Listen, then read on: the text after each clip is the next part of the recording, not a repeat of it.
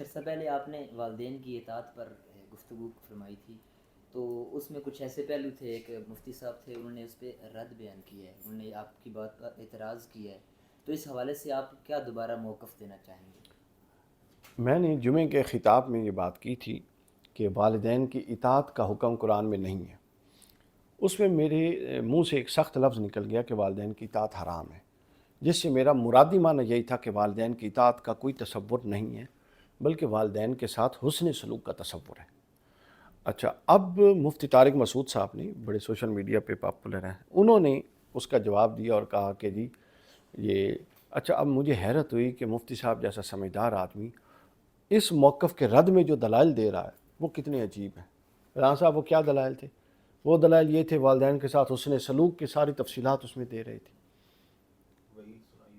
والدین کے ساتھ والدین کے ساتھ ظلم کرنے کی وہی سنائی تھی، ان کے حق ادا نہ کرنے کی وہی سنائی تھی، ساری نصوص۔ ہاں۔ اور بھائی یہ تو سارا کا سارا حسن سلوک کا چیپٹر ہے نا، اطاعت کا تو ہے نہیں۔ مثلا میں نے ایک سوال اٹھایا تھا کہ اگر ماں باپ کافر ہوں اور وہ کہیں کہ شرک اور کفر پر آمادہ کریں تو کیا اطاعت ہوگی؟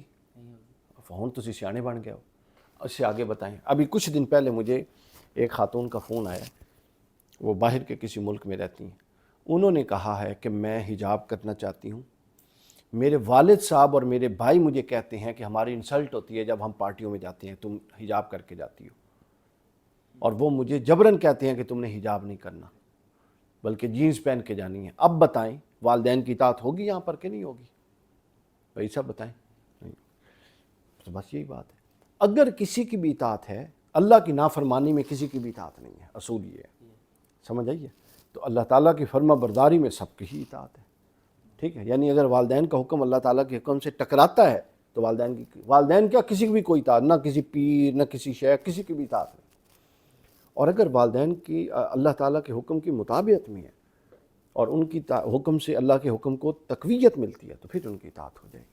تو لہٰذا اپنے موقف پہ قائم ہوں کہ والدین کی اطاعت کا کہیں حکم نہیں ہے، نہ ہے والدین کے ساتھ حسن سلوک کا حکم۔ اور حسن سلوک کا بھی میں نے معنی بتایا تھا، والدین کے ساتھ عدل کا حکم بھی نہیں ہے، یہ ذہن میں رکھ لیں۔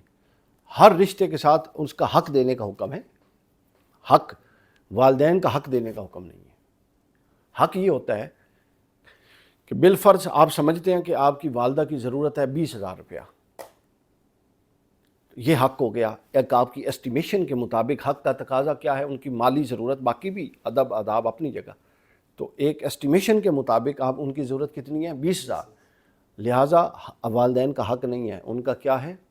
ان پر حسن سلوک کرنا، احسان کرنا۔ تو احسان کا تقاضا یہ ہے کہ آپ 20 کی اسٹیمیشن ہے تو آپ 25 بھیجا کریں، سمجھے؟ تو لہٰذا والدین کے ساتھ حسن سلوک کا حکم۔